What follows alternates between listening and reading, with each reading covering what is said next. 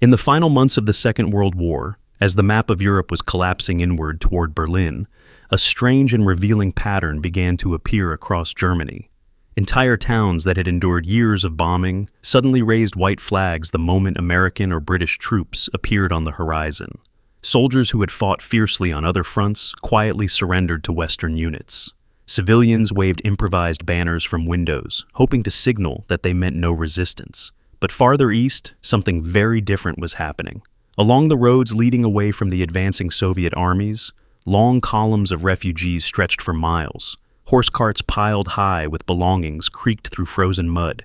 Families abandoned homes that had stood for generations. Some traveled only at night, others hid in forests or ruined barns, waiting for rumors of the Red Army's position to change before moving again. The war was ending. Germany had already lost.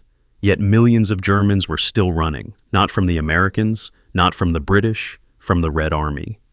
Before we continue, let me know in the comments where you're watching from. And if you're interested in more true stories about the final days of World War II, the moments when armies advanced, empires collapsed, and ordinary people were forced to make impossible choices, make sure to like this video and subscribe so you don't miss the next story.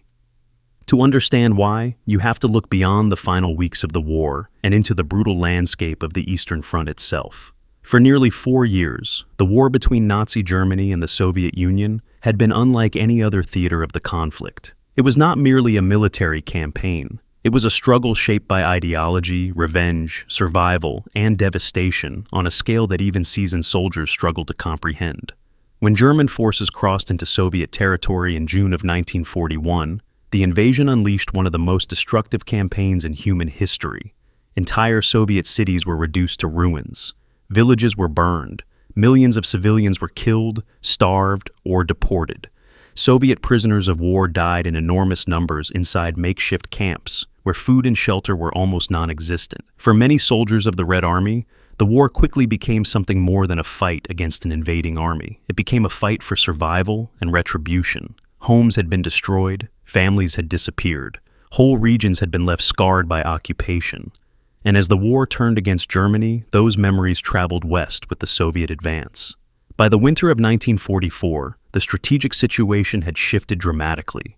German armies that had once surged deep into Soviet territory were now retreating across the same ground, chased by increasingly powerful Soviet offensives.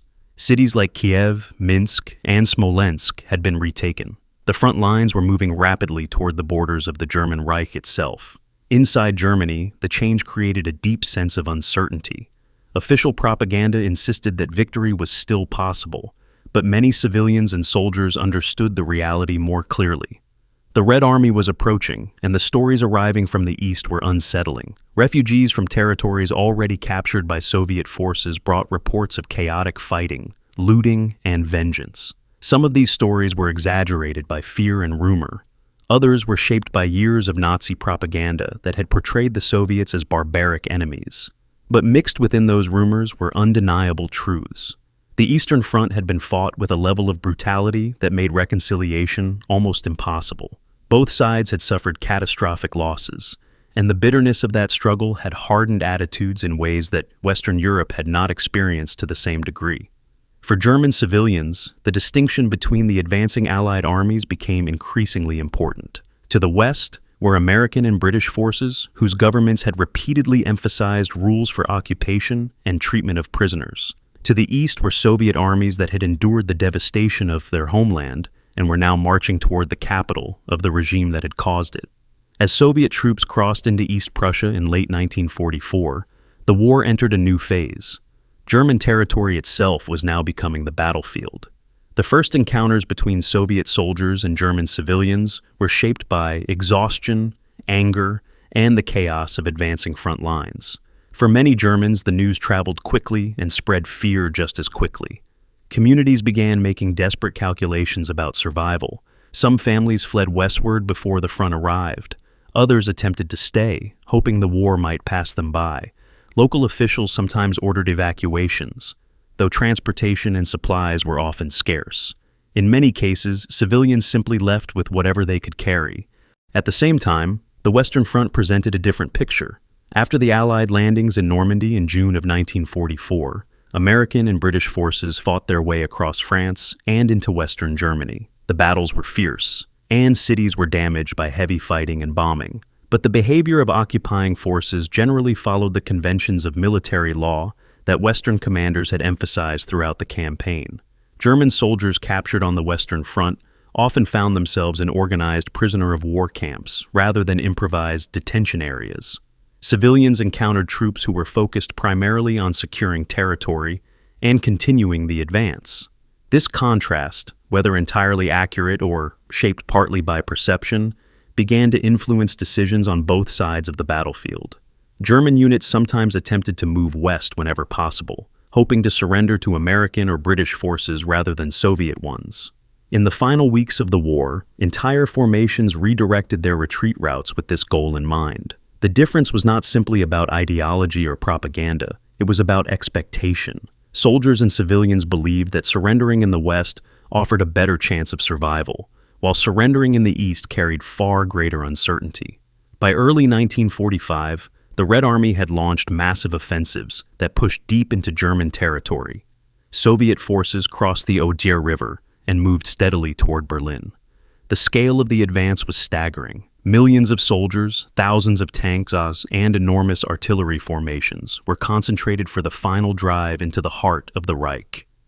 For the civilians caught in the path of this advance, the war no longer felt distant or abstract. The front line was approaching their homes, and the decisions they made in those final months could determine the fate of entire families. Some towns prepared defenses under orders from the Nazi leadership, which insisted that resistance continue even as the military situation collapsed. Others quietly sought ways to avoid destruction by surrendering as soon as Western forces arrived. Across Germany, the war was narrowing toward its conclusion, but the question many people asked was no longer whether the war would end. It was who would arrive first when it did. As the winter of 1945 tightened its grip on Central Europe, the war was no longer unfolding on distant front lines. It was moving directly into the towns, fields, and cities of Germany itself. What had once been a conflict fought across vast distances now became something immediate and unavoidable. For years, German civilians had lived with air raids, rationing, and the steady loss of sons and fathers on distant fronts. But many still believed the worst destruction was happening somewhere else. Poland, Ukraine, Russia, places that felt far removed from daily life inside the Reich. That illusion began to disappear as the eastern horizon filled with the sound of artillery. The advance of the Soviet armies was not a slow crawl. It was a massive surge of force that overwhelmed the remaining German defenses in wave after wave of coordinated offensives. Entire army groups collapsed under the pressure. Fortified lines that had taken months to construct fell in days. Rail lines, bridges, and supply depots were swallowed by the advancing front. Behind the Soviet soldiers came the physical evidence of the war that had preceded them. Burned villages, ruined factories, mass graves uncovered during the liberation of territories that had once been under German occupation. Soviet troops did not need propaganda to remind them what had happened during the invasion of their homeland. The landscape itself carried the memory. Inside Germany, information about these developments spread in fragments. Refugees arriving from the east told hurried stories at train stations and roadside camps. Some described the speed of the Soviet advance. Others spoke about chaos in towns where local authorities had fled before the front arrived. The stories rarely agreed in detail, but they shared a common message. The Red Army was coming, and it was coming fast. German authorities attempted to organize evacuations in several eastern provinces. Columns of civilians moved west along crowded roads, often in freezing temperatures. Some traveled by train when rail lines were still operating. Others relied on carts pulled by horses that had already endured years of wartime shortages. Many of these journeys were made under difficult conditions. Roads were congested with military vehicles, retreating soldiers, and families carrying whatever possessions they could save. Supplies were scarce, fuel was scarce, and in many cases, people simply walked. At the same time, the Western Front continued to move steadily toward the Rhine. American and British forces crossed into German territory after months of combat across France and Belgium. Cities like Aachen and Cologne became major battlegrounds as the Allied armies pushed deeper into the industrial heartland of the Reich. The fighting in the West was intense, and German soldiers defending those regions knew the war was reaching its final stage. Yet even amid the destruction, the expectations surrounding the Western armies remained different from those surrounding the Soviet advance. Part of this difference came from experience earlier in the war. Western Allied commanders had repeatedly emphasized rules regarding prisoners and civilian populations. Military discipline was enforced through formal command structures, and occupation policies were discussed openly in Allied planning documents. This did not mean that the Western Front was gentle or free from hardship. Bombing campaigns had devastated many German cities, and the battles for territory were costly for both sides.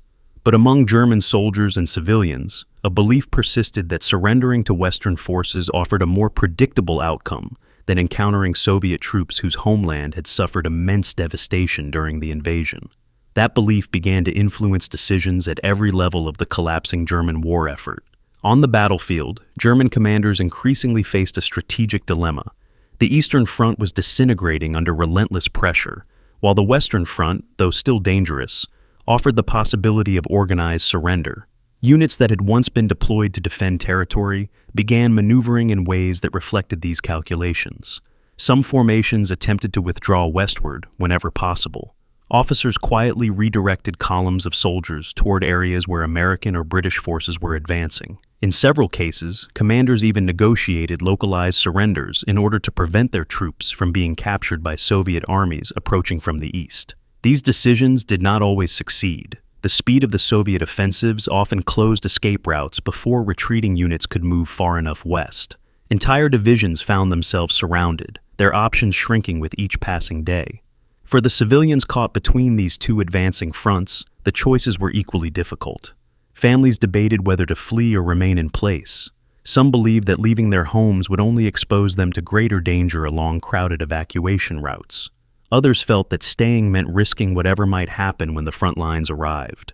In many towns, the decisions were made quickly and under pressure.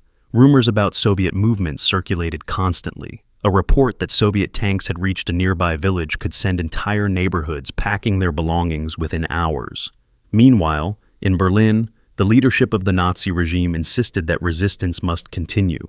Official broadcasts urged civilians to trust in new defensive lines and promised that the Red Army would be stopped before reaching the capital. But the gap between these declarations and the realities unfolding across eastern Germany grew wider each week. The Soviet command understood that momentum was now on their side. Their armies had regained the initiative after years of brutal fighting, and the path toward Berlin was opening. Strategic planning focused on maintaining the speed of the advance while coordinating massive concentrations of artillery, armor, and infantry. For many Soviet soldiers, the war had become a long journey back toward the place where it had begun.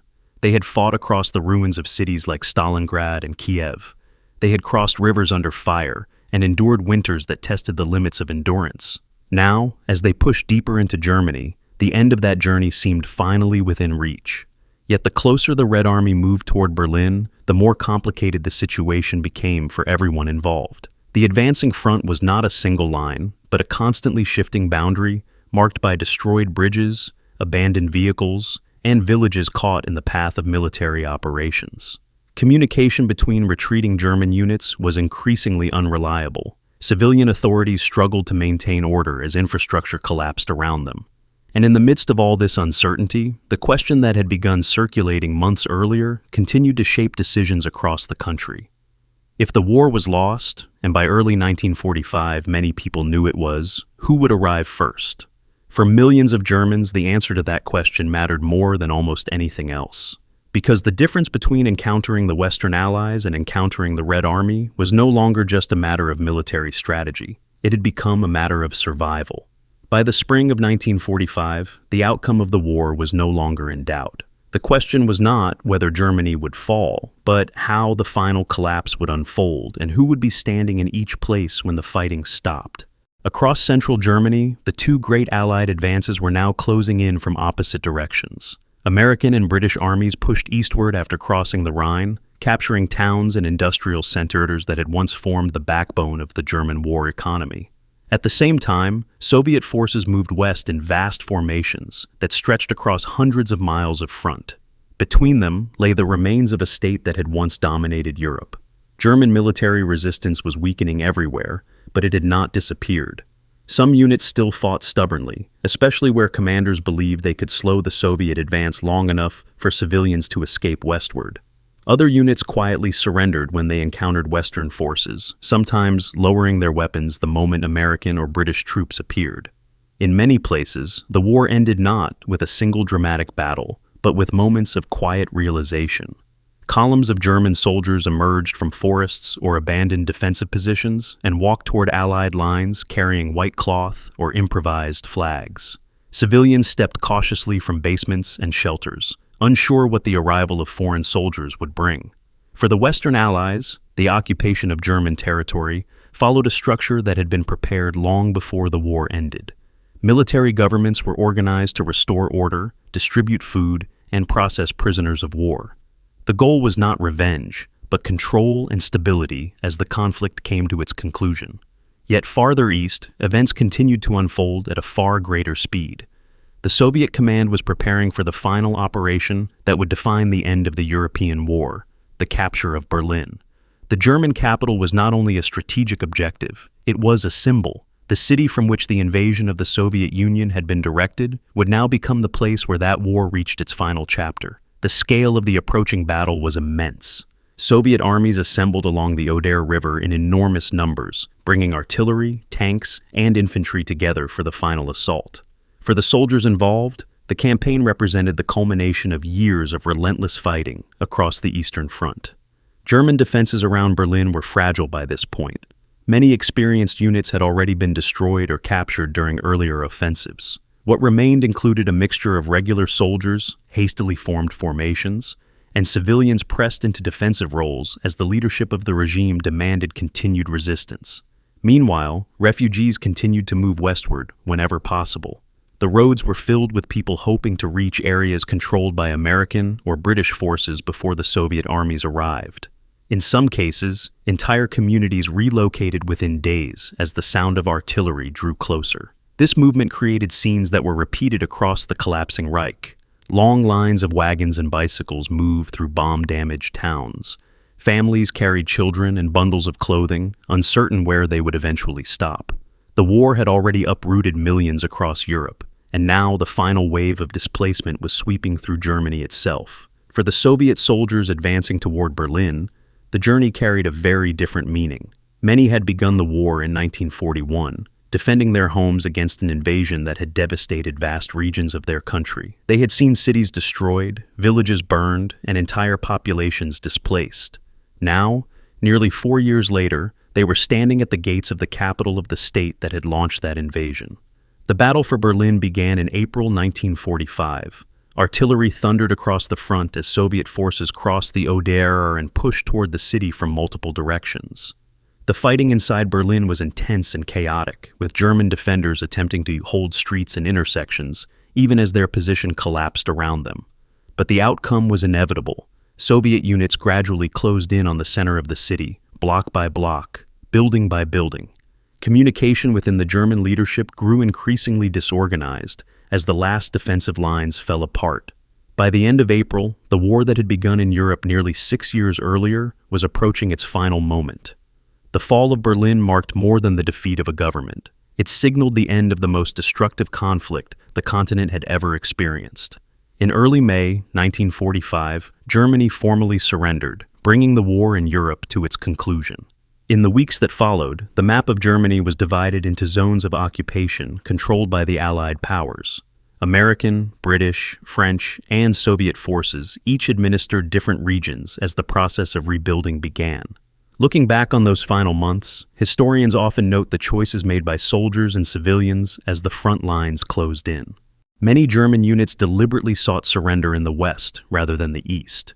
Civilians fled westward whenever possible. Entire refugee columns moved across the country in hopes of reaching American or British lines before Soviet troops arrived. These decisions were shaped by many factors: wartime experiences, rumors, propaganda, and the immense devastation that had defined the Eastern Front. The conflict between Germany and the Soviet Union had been fought with extraordinary intensity, and the memories of that struggle influenced how people interpreted the final advance of the Red Army. By contrast, The Western Front had followed different patterns of occupation and military conduct, which shaped expectations in different ways. In the end, these contrasting experiences became part of the larger story of how the Second World War concluded in Europe. The collapse of Nazi Germany did not happen in a single moment, but through thousands of decisions made by individuals trying to navigate the final days of a catastrophic conflict. And in those final days, one reality shaped the choices of millions of Germans more than almost anything else. They knew the war was over, but they also believed that who arrived first, the Red Army or the Western Allies, could determine how the next chapter of their lives would begin. History often remembers wars through battles and treaties, through the names of generals and the dates of great offensives. Yet, the final months of the war in Germany also reveal something quieter but equally important: how ordinary people respond when the structures of power collapse and the future suddenly becomes uncertain. The fear that drove so many Germans westward in 1945 was not created in a single moment. It was shaped by years of brutal fighting, by stories carried across front lines, and by the knowledge that the war between Germany and the Soviet Union had been fought with unmatched intensity. When the conflict finally ended, the continent of Europe entered a new era defined by reconstruction, division, and the emerging tensions of the Cold War. But the memory of those final weeks remained. They were the weeks when Germany collapsed, when Berlin fell, and when millions of people made desperate journeys across a shattered landscape, hoping to reach one army before another. So now I want to hear from you. If you had been living in Germany during those final months of the war, faced with the same uncertainty and the same rapidly approaching front lines, what choice would you have made? Would you have stayed where you were and waited for the war to end, or joined the long columns of refugees moving west in search of safety? Let me know your thoughts in the comments below. And if you want more stories like this, stories that explore the decisions, miscalculations, and turning points that shape the 20th century, don't forget to like the video and subscribe to the channel.